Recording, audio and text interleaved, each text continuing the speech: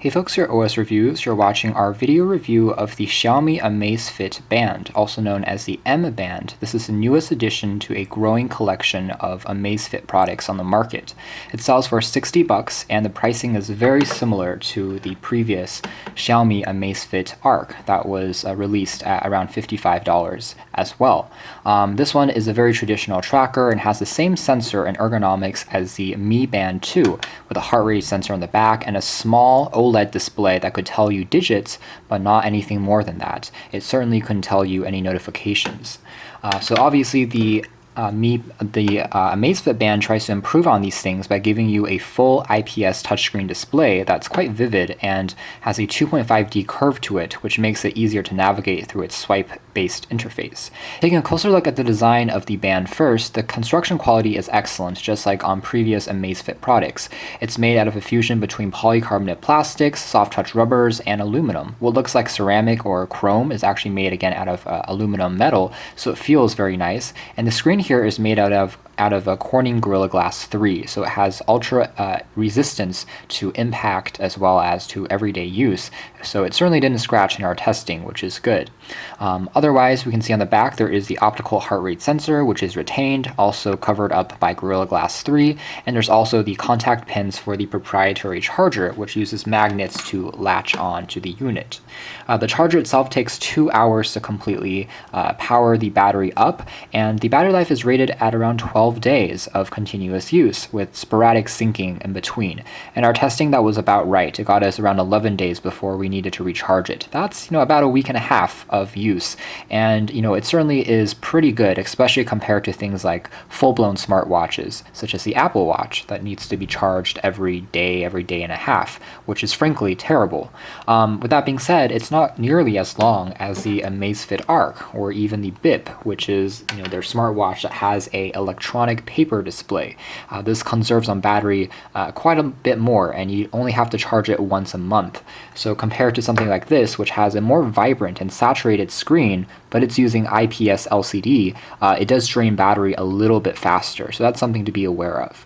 Furthermore, just like on the previous fitness tracker, the Amazfit Arc and the Mi Band 2, they're not continuously on display. They're not always on displays. So you only access it when you tap on the power key and it will light up, or you can use a gesture to flick your wrist and the screen will turn on.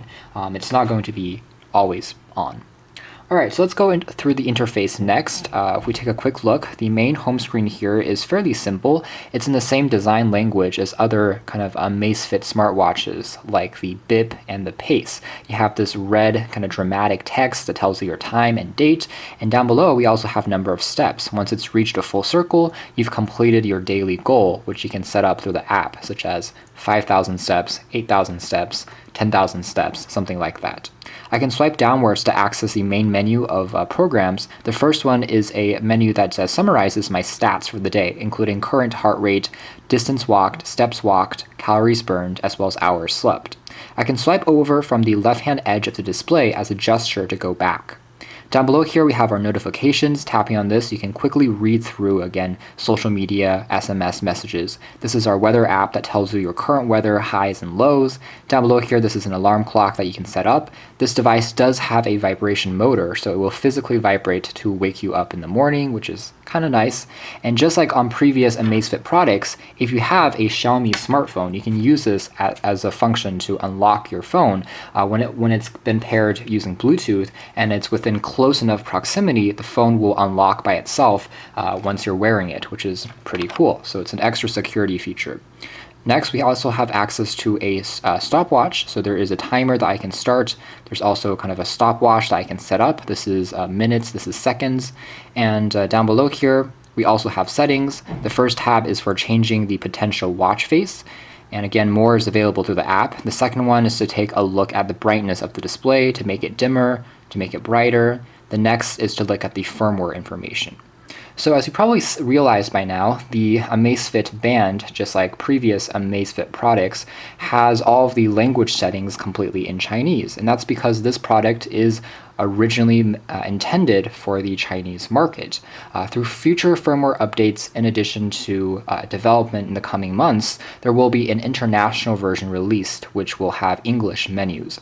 However, again, you do have to be a little bit more patient if you don't want to fiddle around with the Chinese version. Personally, I found this one to be already easy enough to use because although it does have Chinese characters, these symbols are clear enough to me, and there's not that many features that after playing around with it for 5 minutes, I really got used to the entire layout and had no problems at all with accessing the features. Just like on the BIP, which the version I have here, if you guys remember, was also the Chinese version. So not a huge learning curve even on this specific model. Finally, I can swipe downwards on the home screen to take a look at my battery status, connection status to Bluetooth, and I also have the ability to tap on the kind of silent profile mode. And what this does is it activates it, it prevents any notifications from coming in, it disables the vibration sensor, it saves on the battery, goes into sleep mode, so it's a extra little sensor that you can access and activate. So pretty straightforward and easy to use. Overall, I felt that the band was comfortable to wear, and although it is a little bit heavier than something like the Arc, overall it still is very lightweight, and you will definitely forget about it after wearing it for a few days.